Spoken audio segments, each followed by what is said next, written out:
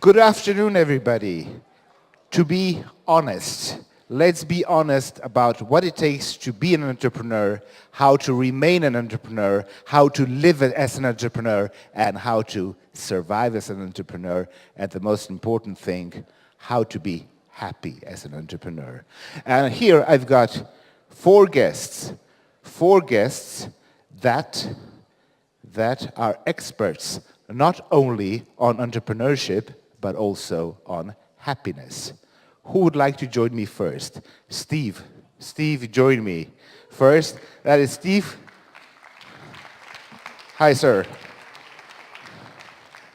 Steve is from Australia, but works in Bulgaria.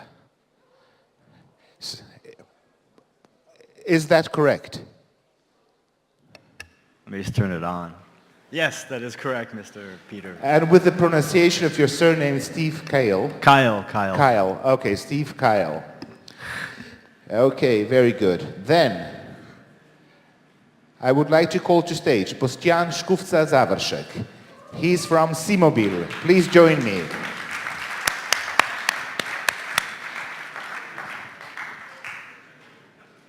Boštjan is from Si.mobil, and he's a corporate guy. He actually was brought up to be a financial person, but now he's everything else. And he even wears sneakers, as you see. So he's not a typical financial person anymore. Welcome. How would you comment on that you're not a typical financial person anymore? Well, I've never been a typical financial person. This is my answer. That's why I got upgraded to the market, right? Why did I think you were a financial person? Sorry, I didn't hear. Okay, yeah. Why do you think I thought you were a financial person? Because of the title. Because of the title, yeah, sorry. It's as easy as that. Sometimes a name gives you a rather different impression. Okay, where is Mark Pleško? Mark Pleško.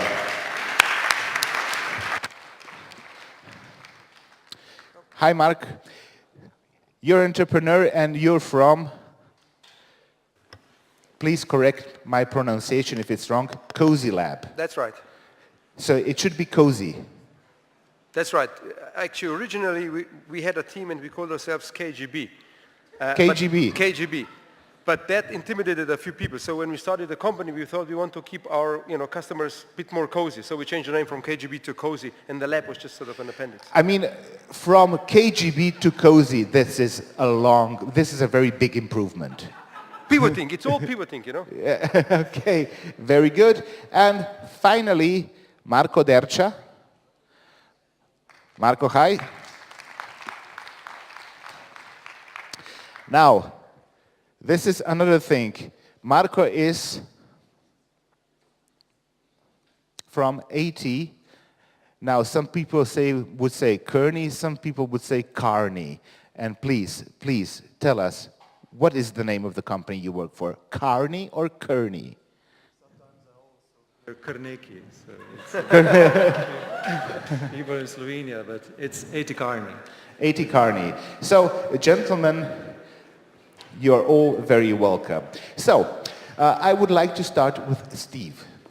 Steve, in a few words, try to describe yourself. I mean, having a look at you, I don't think this is an easy job.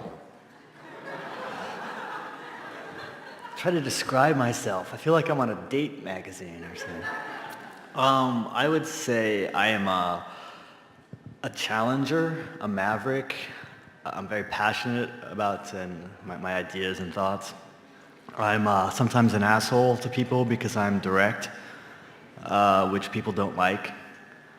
Or I'm sometimes really cool because people do like it, so I polarize people a lot. I'm also an idealist. Like, I really, really am an idealist. Like, I think humanity has an obligation to make this place a better world, and so I really push for that. That's so nicely put. Please share with us, how come an Australian works in Bulgaria? I absolutely Do you speak love- Bulgarian, actually? I love Bulgaria. I've been there over 12 years now, and it's one of the most free, interesting, and great places to live it is the most I've ever lived. So how come, originally it was because of a woman, but that's not the case anymore. But it's an amazing country, it really is. The amount of freedom you have in Bulgaria and common sense that still exists there, where in other countries it's idiocracy or it's been regulated to the stupidest possible level. You can't go a meter before you walk into a rule or a process to stupidify you. So Bulgaria still just has a real spirit and soul still. Share this. Is your business more local Bulgarian, or would you say it is international? Where are your customers? They're definitely European-based, so our focus is European. We have three Bulgarian customers, but all the other customers are based in Europe, and we do base and focus in Europe, not United States, unlike entrepreneurship wisdom. Okay, very good. Boštjan, welcome. Now, we touched upon this subject that you're actually not a financial person just only through the title. What do you do now in Si.mobil? I mean, as far as I understand, you have been promoted. You're always promoted. You're always promoted, please, yes, Yeah. but... Well, in principle, what's going on now, it includes me as well, is something that's called globalization, And personally, I'm a person who never can rest, and this was also recognized by my bosses and their bosses. So I got the new areas of expertise. So, now your company, we all know your company, the company you work for. It is going through some changes, of course. Now, you were, Si.mobil was first of all a Slovenian company, then it was bought by an Austrian company. Now this Austrian company has been bought by a Mexican company. So you're working for one of the richest people in the world, or is he the richest one, Carlos Slim? He's still competing with Bill Gates, yeah, so number 2, number 1. Number Depends 2. on the county. Now, have you ever met Carlos Slim? No, not even close to the Carlos Slim circle. But do you think you will be able to meet him quite soon? No, it's a sheer fact that he's not also traveling cross sea that much anymore, but there is Carlos Slim Jr., this one we will definitely meet. Now, you mean, this is he's one of the richest guys in the world and he's a real entrepreneur. I mean, what are the stories that are going around about Carlos Slim in your company and also in the Austrian one and the Bulgarian one, because Si.mobil has brothers and sisters in Bulgaria, Croatia, Serbia, Austria, now Mexico and so forth. What are the stories about him? What kind of person is he? I think it's not that much about the stories. I will spare one for the end of this part, but it's actually a true example how you can grow your business if you're an entrepreneur, if you don't get in the too much corporate bullshit, at the end of the day.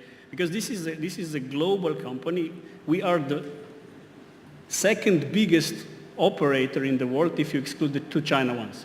So the guy has really created one of the largest enterprises in the world, and he still thinks in a, let's say, family logic.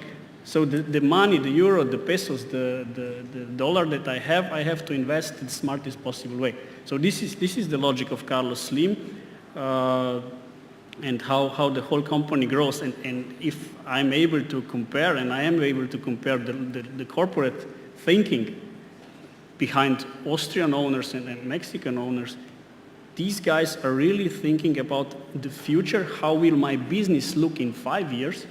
Not just returns in the 1 to 2 year period, but how will my business look in 5 years, because I want to grow my business and I want to have it sustainable in 5. And this is the biggest difference between the two, let's say. And with the Austrians, it was more about Waltz and Strauss. Look, the tradition matters a lot in Austria, of course. And also the capitalism is much more European, the one that we know, and we are much more familiar with. But it has some limitations in the forward-looking thinking, in the expansion politics and all this stuff. So the way you do at home, it's the way Carlos Slim does.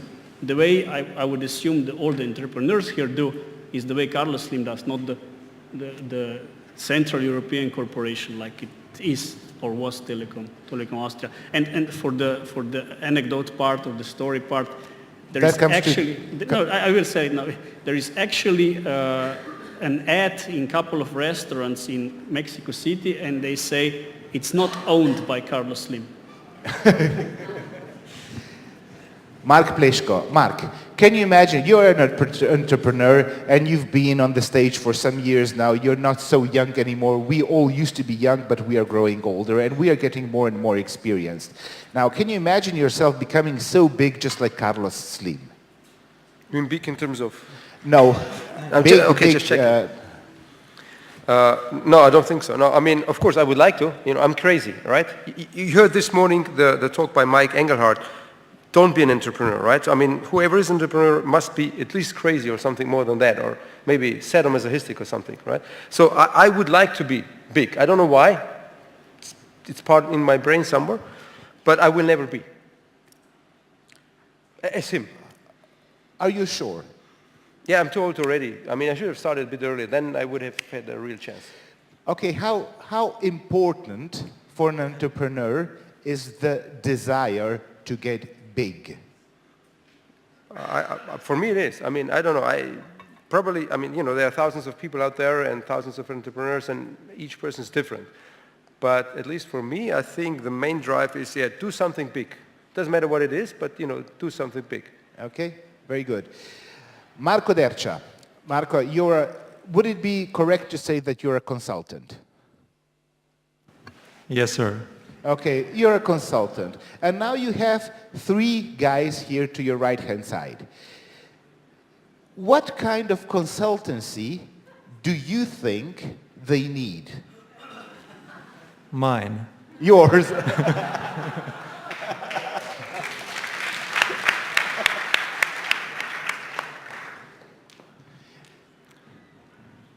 You as a consultant, you know all different kinds of entrepreneurs.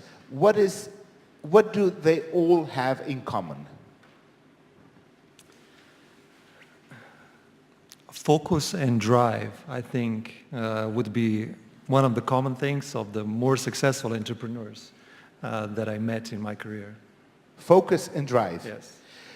Okay, so when we talk focus, you know, does it mean I know what I am, I know where I would like to be, and this is the thing I would like to do?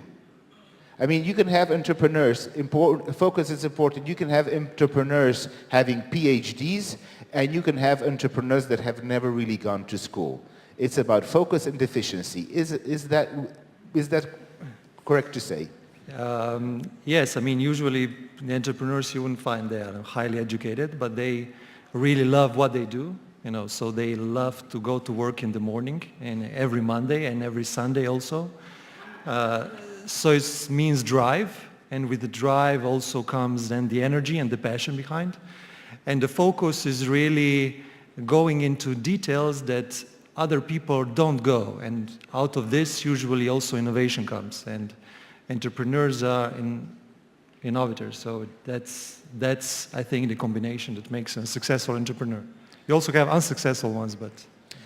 Steve, tell us something about passion. And have in mind, we have young people here that are even younger than we are, and that are looking for some inspiration from guys like you. Tell us about the passion, your inner passion, your heart. Forget the brain. Okay. Something about passion. Good God. Well, I guess I would say that for me, I have no idea. For passion, I don't know, man. What's something about passion? That's so abstract. I would say that you have to it comes from caring, right? So you have to really care about what you're doing. I sometimes question these entrepreneurs that are like, I'm going to make another Angry Birds throw something at a sheep, whatever. Like, do they actually care about this stupid game? Probably not. Are they entrepreneurs? Yes. But are they going to be great? Probably not. So I think with passion, you've got to have some caring, you've got to have conviction. You should use that also to sort of as a shield. A lot of the times when I was talking to VCs, they hated our approach and what we wanted to do, but we just like kept at it. I mean, I know there's a fine line between, you know, maybe you're an idiot and you should change your idea because it sucks, and having the stubbornness and like the audacity to keep pushing your idea. And sometimes maybe we don't know where the balance is. But I think that's important with passion too, is to stick with it. So there's some perseverance, some caring, some compassion almost. Yeah. How's that? Okay, you're familiar with some business environments, for instance, the Australian one, some other ones maybe, and of course the Bulgarian one. Is an entrepreneur different in Bulgaria than in Australia? No, we're really not, and I get really sick of hearing this. Everybody has to go to Silicon Valley crap. Yes, Silicon Valley has a big history of entrepreneurship thanks to the government and business and education working together since the World War II. But you know, it's not the only place. They're not any more special there, even though they think they're entitled and special. They're really not. There's just a lot of money there. So no, they're not any different from Australia or Bulgaria or the United States. And I think we should be a bit more proud of ourselves in this region, because we actually have to work harder usually and be a little bit smarter and more adaptive and do more guerrilla-style marketing, because it's not so easy and we don't have the resources. So I would even say we're even more adaptive sometimes, or we hustle harder, because you know, without challenges and obstacles we wouldn't grow, and I think we're growing faster here than there. I see. Congratulations. Is it a personal thing, or is it about money, or is money personal? Man, for me it's a very personal thing. Like, we've been told a lie, and I'm going to say this tomorrow probably, but we've been told a lie for 200 years that business isn't personal. Business is intimately fucking personal. I mean, this is our life, right? I don't know who the hell started that lie, but some douchebag, some guy from the Industrial Revolution at a big company, most likely. So for me, it's intimately personal. Like, I think we should all practice on how to integrate our lives, our hobbies, our passions into our work. That's a very important thing. So no, it's personal. I'm on like a mission to disrupt the area. Okay, my area is in analytics, but to disrupt analytics. Like, I'm on an absolute mission. It's super personal. Is that healthy? It's fun.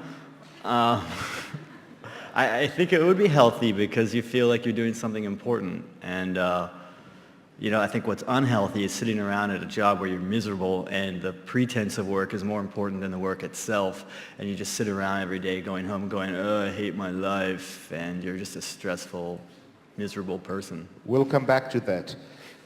Boštjan,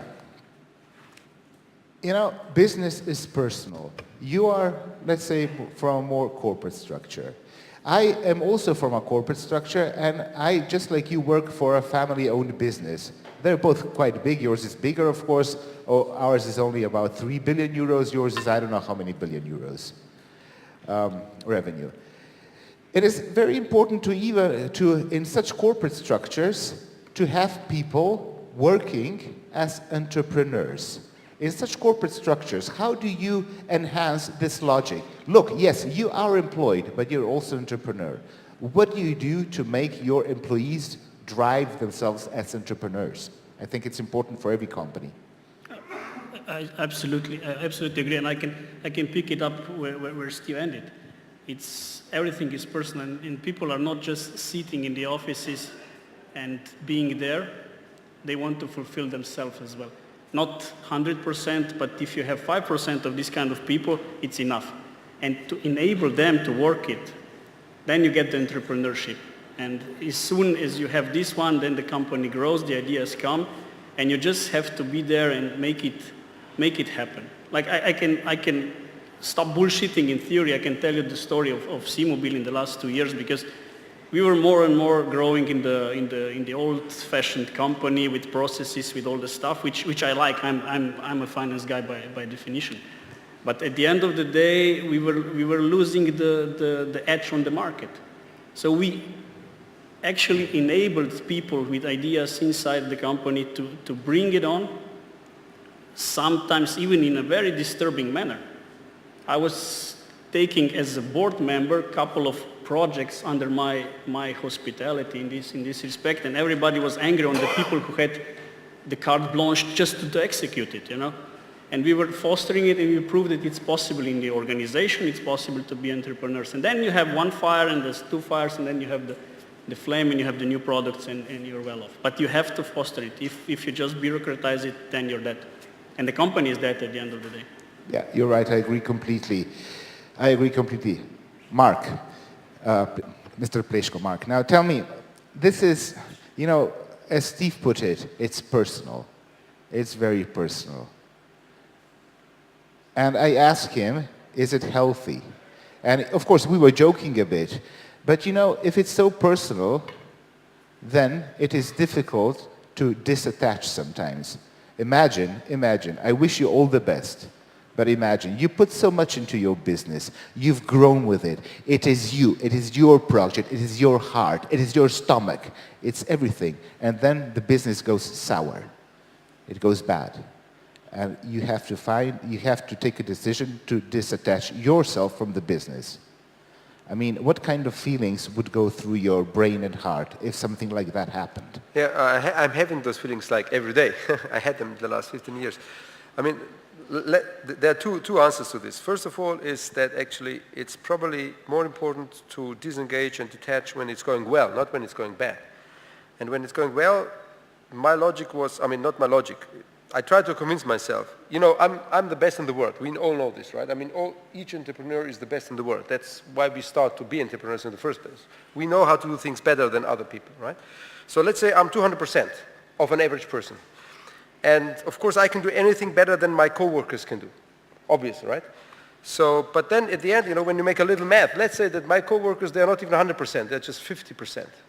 Just, you know, for sake of argument. But if there are 10 of them, they're still 500% altogether, and I'm only 200%. So it just makes sense to, you know, let other people do the work because they can do just so much more, even if they don't do it as well as I do. So that was how I started to get detached. I have a couple of very good co-workers. When I started the company, I gave away 50% of the shares of the company immediately to my students with whom we started the company. And now I can actually sit back and say, guys, hey, I don't care. I'm rich. I have enough money. I have fame. You know? But it's your bloody company, so you better do your work.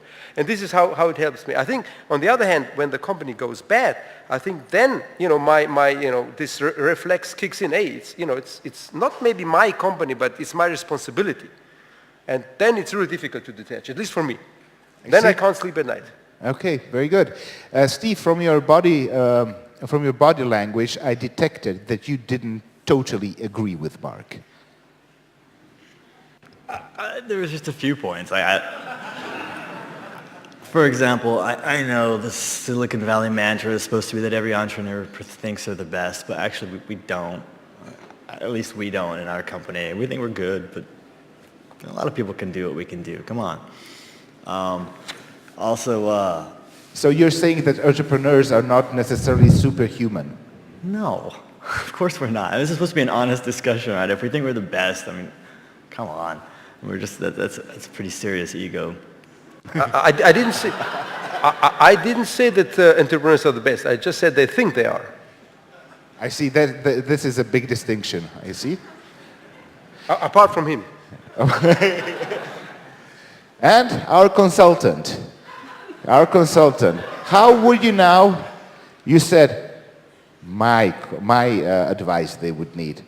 Okay, but now you know them, so give them some advice. They need it. Please, sir, give them some advice. They all need it. And don't worry, it's for free. There's no free lunch. It's for free, and you don't get a free lunch from AT Kearney every day. So please, hey, enjoy this. No, I mean, to these guys, my advice would be don't change, just keep up the good work. So. And with consultants, you know, we don't tend to fix things that aren't broken. we learn from them, and also then spread the good word and good practices. And so also working with successful people, it's a mutual win-win. We often, everybody can learn. I mean, anybody can learn, and we learn every day. So also very successful entrepreneurs can learn, even if they those also think they're the best in the world. But it's not just about then the ego behind. It's also then to finding the right moment in life, in your career, as Mark said, to really embrace that there's a community, there's a team that's actually did it. It's not by yourself, it's not you who made it, it's actually the team. If you look at the successful companies today, it's the teams that made it. Even if we see the iconic names around behind big companies, but if you look back in the history, it's teams. So this is also something to look at the entrepreneurs. And now, thank you for this advice. Now, from your side, you're in a consultancy business, which is, I mean, there's the thinking that that's not too personal, but really, do you consultants, can you get personal? And do you get attached to your clients, to your customers? And can you say that you love your customers? Or can consultants love anything at all?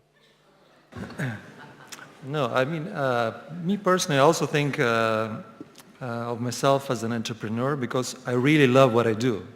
And I'm really passionate about it. And I get personal with clients because I cannot feel good at the end of the day if I didn't give my best to them, really. And it's something that if you work consultancy, it's really hard work. So we also work as so much as entrepreneurs. There is no free weekends, and if you don't love what you do, if you would feel guilty, and then you wouldn't be successful and passionate behind. So we get attached to our clients. To become a trusted advisor, so somebody that a client would call, in the middle of the night or in the morning, to really help you, to help them also with something that's out of your scope or with a personal advice. To reach that stage, and we strive to reach it, you have to be personal with the clients, and we are successful, I think. Thank you. Mark Peško, you said you gave away a part of your company to your co-workers. Now, we are talking about attachment and disattachment. I mean, it is my company, it is myself, and you gave away a part of it. Was it difficult to give it away, or why did you do it? Because you wanted to get relieved of some burden, or did you give it away because, it will make me grow even bigger because they work harder?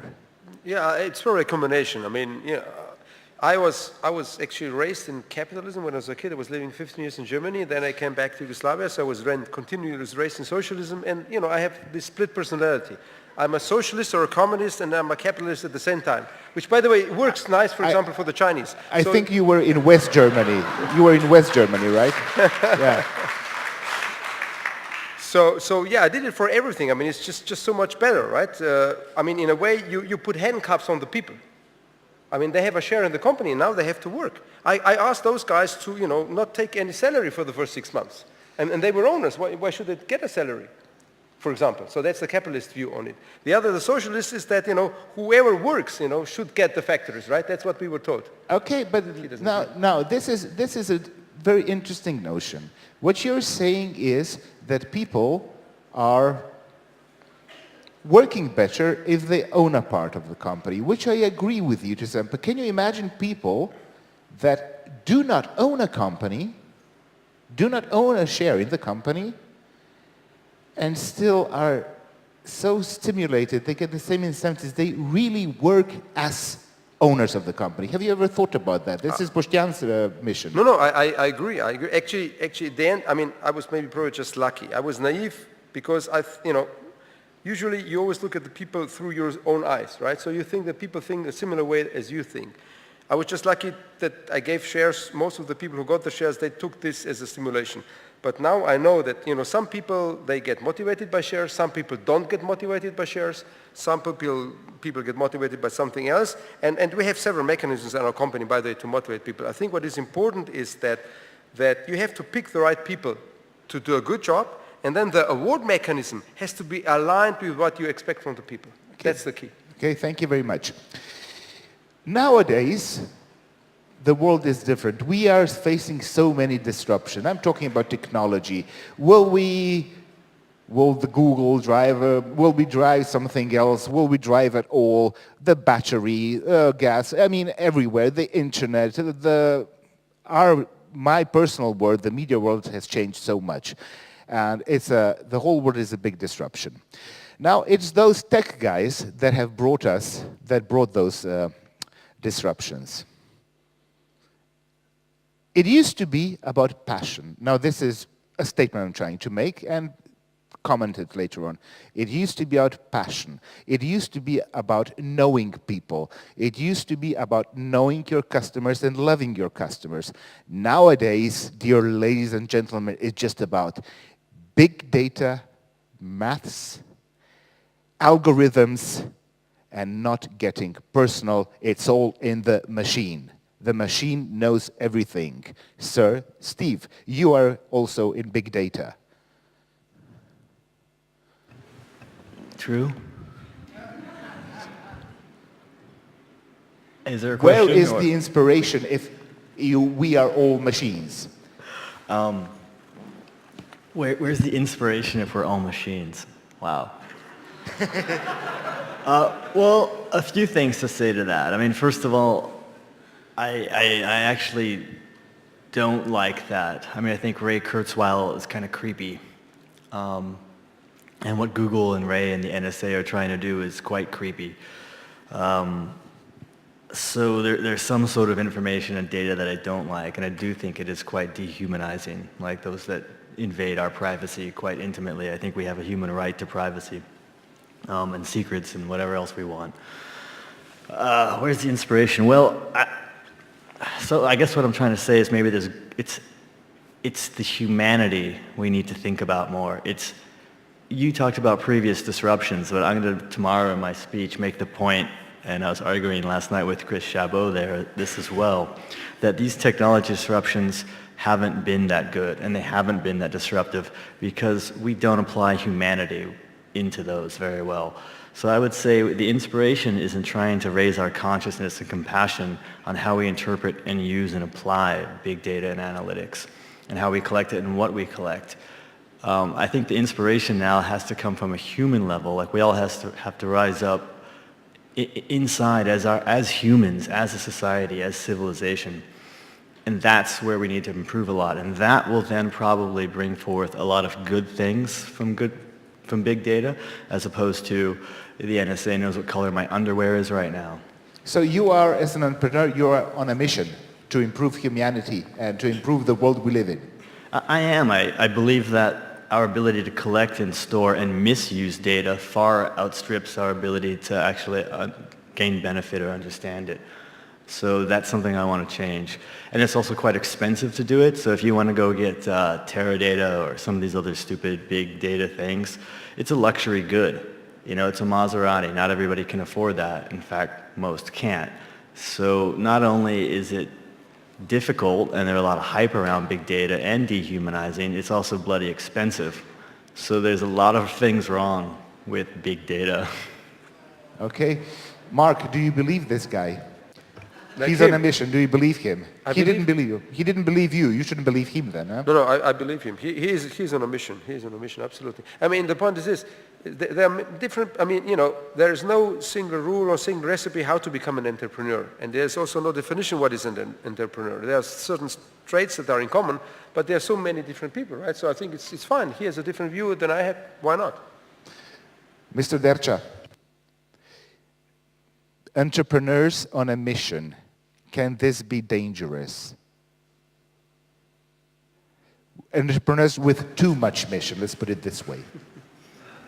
No, as I said, it takes focus and determination, and I think that's good. This entrepreneurs on a mission will be successful.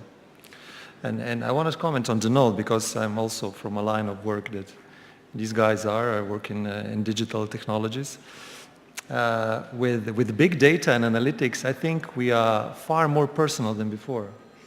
You know, if you think when you meet a person the first time, it takes minutes, hours, days to really come to a personal level, to really, you know, cross this burden of, or this circle of social borders. And with big data, you get to know the people so much better already before first physical contact. So this gives us an advantage to be a personal and in much more depth from the minute one that you come that you meet a person in life. You're killing me over here. It's a provocation, I'll say. I have to rebut that. I disagree. I think actually big data is making us more and more impersonal. I agree with what Peter's first statement was, and we need to change that. I mean, we are more lonely now with Facebook and social media than we've ever been. It's not about just because I can do data collection, like go to the library in old school terms and find out your LinkedIn and what you did. I don't know you. I don't know anything about you. I think that with big data, we make the mistake of forgetting about our own intuition and our own social skills and our own interaction on a human level. And I would say it's making us lonelier and more disconnected, rather the opposite of what our consultant said. I'm clapping for myself. Can I just say that I actually agree with both of them.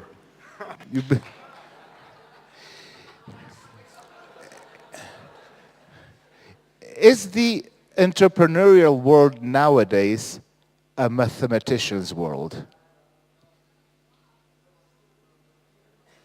Is the entrepreneurial world, maybe with you, Boštjan?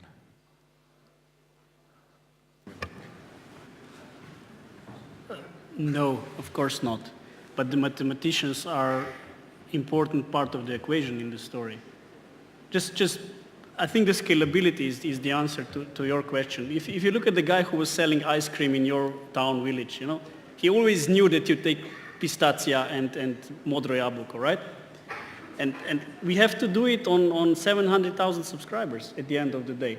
So I want to know if my customer likes pistachia and modro jabuko, but then it's up to me what I do with this data. And this is the part of the equation. So I have the information, pistachia and modro jabuko, and then the business runs out of this. Before I didn't have it. I had to spend a lot of time to figure it out. So, and it goes in all the industry. I was just naming this one. Since we are addressing young people here that are actually, let's say, at the beginning of their journey into entrepreneurship and professional life, what would you gentlemen say? Hey guys, inspiration, innovation, that's all good, but learn some math more. I mean, you should know more math than people 20 years ago. Would you say this statement is correct? Marko and then Steve. No, I mean, it would be nice. I'm a physicist, so I think math is good, and I think people should know more math. But I think now you need to know less math. When I look at my kids, I knew how to, do calculus in my head. Now the people just type in numbers in the computer. So I think nowadays people are, and here I agree with Steve, people are being reduced to consumers. And if you don't need to know math to consume, which is wrong. Okay. I'm going to actually agree. No, I don't think we need more math. Yeah, we can also use, computers to do our math. I don't think we need any more math or any less math than we did in the past. I think, I was going to say something. Damn it, I forgot. I think sometimes when I see a lot of programmers, yeah, they're really valuable, and we need to find these programmers. But I also agree with this guy, which is rare, so it's 2 in a row, that I see the opposite problem too. I see a lot of really horrible sales and marketing skills, especially in this particular region. And so I think it takes a mix. I mean, you really have to have a team where some people need to know good math. I don't really need to know good math. I got a CTO who knows amazingly stupid math. So I'm just going to let him run with that, and I'll go sell. So I don't think anything's changed much in terms of what we need to know. Okay, so it's still the same old world, which I completely disagree, because my world's been changing so much, but never mind, gentlemen. Marko, math. Should they know more math than 20 years ago? You're a consultant and you know everything. Yes, I think so, but maybe not to know. So the entrepreneurs, as I said again, focus ideas, innovation, and it's then also about getting the team together. So you need one mathematician in the team. You don't need to know the math. And the entrepreneurship takes equal amount of balance of math and social skills and entrepreneurship and management and so forth, and the right mix really makes it successful. So know a mathematician, I think that's the advice. Good entrepreneurship is most of the time about disruption. You see something and you want to improve it, you want to make it better, or you see something stupid and you say, no, this is bullshit, let's do it better and I can earn money on that. Do you disrupt because from my personal view, disruption is fun. Comments? I'm going to go. I'm excited by that question. Yeah, I would actually say rather than math, in kind of bridging between the last question and this one, what you guys need is more courage. You are cowards in the most part. And I don't mean to be offensive, but we are. We as a society and civilization, we are cowards. We're absolute cowards.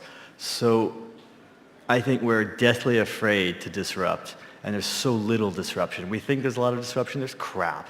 There's really not much. I mean, I think Peter Thiel said it best when he's like, we were promised flying cars and I get angry birds in 140 characters. That's spot on. I mean, yes, I know Twitter does a lot of stuff for communication and blah, blah. But I think disruption is fun. I think it's not only fun, it's necessary. We cannot sustain our level of civilization without more disruption. Imagine if we took our standards of consumption and took that to China. This world would die. I mean, we need more disruption. We're afraid to do it. We're stuck in old ways of thinking. I call it a very crystallized sort of thing where, oh, this is best practice. Even the word best practice annoys me. It assumes there is a best practice. For what? For 200 years ago? For IBM? For Silicon Valley? So I would say disruption is fun. It's required. We need to do it more. We're afraid to do it. We're very much stuck in our old ways of thinking because we're like herd animals. We're like, sorry, I'll finish quick. We're like, on the one hand, we're like, oh, I want a better world and a better tomorrow. But on the other hand, it's, I want to be like everybody else because I'm afraid and I'm a sheep. So I'm sorry, but we're not going to solve the problems of tomorrow as sheep. Ladies and gentlemen, of course you can join the discussion. Yes, sure. I think we have a microphone to be the gentleman in the first row. But don't tell us your life story. So I was born in... so I do have a question for you guys, and I love all of you, but I feel like the answers to what it means to be an entrepreneur are something you read in a newspaper. Like working on Sundays and Mondays. I've been in the Silicon Valley. The biggest problem they have is founders committing suicide because they've been taught in Stanford University the Stanford duck, graceful above water, paddling frantically to stay alive below water. So one of the big transformations that's happening there is teaching people not to kill themselves, to not work 12 hours a day, to have a family. So what are your thoughts on this? Did they invent a special algorithm for that or an application for that? I agree 100%. And in fact, when I heard earlier about the guy saying working on weekends and stuff, I desperately try not to work on weekends because I don't know who thought that that's somehow cool. I think McKinsey did first. As a young McKinsey consultant, you got to work really hard and you got to take all the crap and show all the partners how great you are so that you can go to the next level and then you can become a director and then you can become a partner. Oh, and then you've made it and you've missed your entire life. Yes, I think we should work smarter, not longer. Like, how stupid are we? I don't know. Gentlemen? I mean, I need to comment on that because at the beginning, a lot of us said also that it's very personal. So you cannot really separate your personal life and your career. And I think there is no such thing as work-life balance. It's just that you enjoy what you do. And if your work is also your hobby, and if you really love to, and you cannot wait till Monday, you really meet the people, engage with the community, with your co-workers, why is this wrong? So it just takes that you enjoy what you do, and then it's not hard work. So then you're probably not going to commit suicide if you do fun things for you. And I think that is the answer to really find out what are you good at and what you like to do. So don't do the stuff you hate. I think life is balancing resources, right? That's the whole purpose of life. And there are always more things that you can do than you have time on earth. So, I would like to watch a movie and read a book at the same time. So what should I do? Should I commit suicide because I can't do both? I'm just asking, right? So, and the same thing is being an entrepreneur. I like to be an entrepreneur. Actually, I don't like, but that's for another roundtable discussion. But I do what I do. I do my job. I have a family. I have kids. I have a wife. And I just, I'm trying to, and you're right, there is no formula for life balance. It's just like riding a bicycle. You just have to balance all the time. And it all depends it all depends on a person itself. I mean, for some people it's like this, for some people it's like that. Exactly, yeah. Okay? I kind of agree and I kind of don't. Like one, I can't detach really fully. Like I go on vacation and I'm checking mail and all that stuff. But I think some of this is platitudes we've been fed. As long as you enjoy what you're doing, it's not work. You don't really ever work a day in your life. Come on, who's going to be on their deathbed and I kid you not really, on their deathbed and say, I wish I spent more time in the office and less time with my family and friends.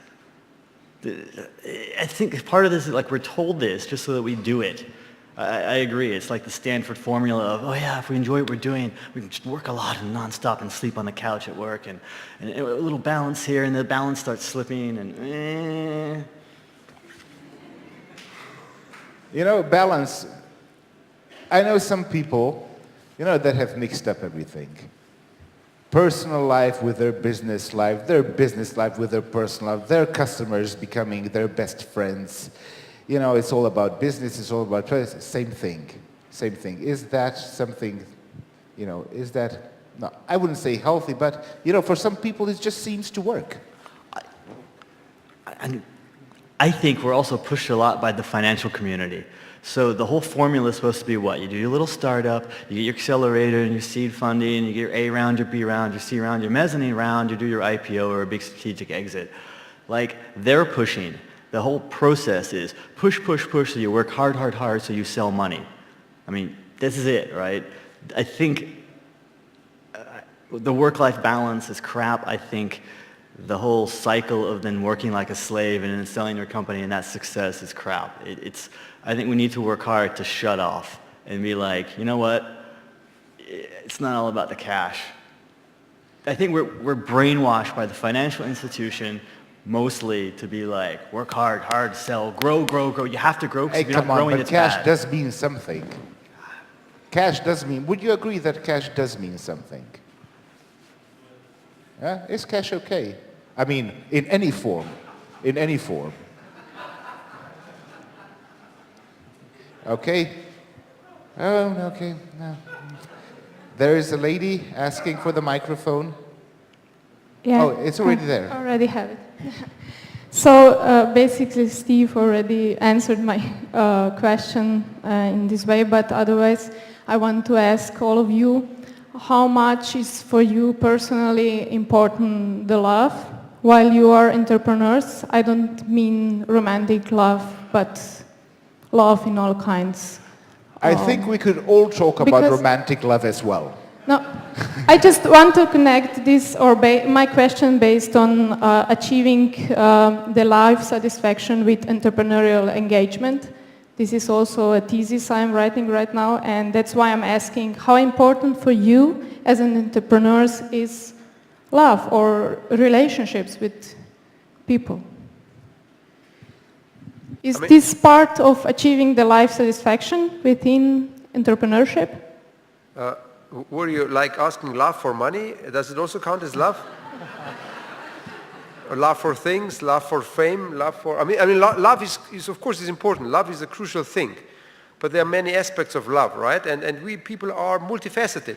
I mean, it's of course, relations with people is very important for everyone. We are social beings. And family and life and love of kids and love of, I don't know, other women or what. I'm a guy, so just... But we do things for love. But love, it's more to it, right? It's not just love to persons. Could you integrate it in the entrepreneurship or your entrepreneurial life? Or you are separating love to many things and the entrepreneurship? Well, for me personally, I have only one life. And everything I do in life is mixed together. It's just me. Shit. I don't know if you want to go. It's a strange question. It's a little abstract, so it's hard maybe to answer you well. But I absolutely love what I do, and I love in general. And I love actually my co-founders. I could say that as a metrosexual guy or something. I love more the underlying change in the work. Like I said earlier, we have, I think, an obligation to improve our community and our society and make it better. I love working and finding new ways to work and change business and my company to actually do that. So for me, I've got two things that I'm kind of loving. One is obviously our mission to disrupt analytics and change the world in that sense. But the other is to disrupt the way we do business and the way we think. And I love seeing people change, and I love seeing that aspect that kind of runs in parallel. So I don't know if that answers your question. So the question is a little bit abstract, right? But love is actually sharing energy or bringing the energy to the other side. And with that much energy that we put in the work, I'm not an entrepreneur, I'm a corporate guy, but same story. Of course, it's then attached to emotions, to energy flows. This is the energy flow to work. And on the rest, the romantic part, which probably also the question was referring to, it's more or less depending on the person. So for me, I'm super family guy with 24-hour love for my wife and family, of course, and 24-hour probably also for my work, which sounds fairly stupid, but it's like that, you know. It's the flow of energy, and whatever we do with the full commitment. So yes, love is all the time there. This is, I want to know, if you are combining this personal love, or however, I know it's abstract, it's very wide. I do support sex at the office. Great. Look, but you know, this is a question that just asks to be answered by a consultant. Marko. What was the question? No, really. Love, the importance of love. How you personally are looking to relationships, emotions, family life, and everything what is connected with love in regarding to achieving the life satisfaction on entrepreneurial way. I mean, what I applauded to Boštjan, how he answered the question, because it's a great statement. You know, love is an energy, and whatever you put energy in, there's some kind of a connection. And for entrepreneurs, as I said, you need to be in love with your work, with your family, with your friends, and just enjoy your life. You know, I said this like 10 times over this hour, but I think that is the essence of being to be a successful. Truly love what you do, you know, and also love your family, and then you're also happy and you don't do suicide, you know. So. Okay, guys, I have one request. Please be very honest. This panel is about honesty. Steve, do you sing? Do you sing? Are you a good singer? I hope so.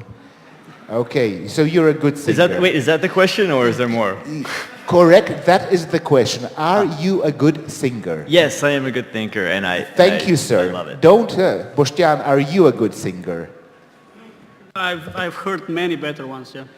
Okay, so, no, it's a yes or no question. It's no then. Okay, Mark, are you a good singer? Awful. Awful, okay. And Mr. Consultant Marko? No, not at all. Steve, please come forward, please. Join me here, join me here. To be honest, Oh God, is there a test? Join me here. Is it, Come is on. it, is Hey, it math? It's about disruption, we're not going to calculate. Okay.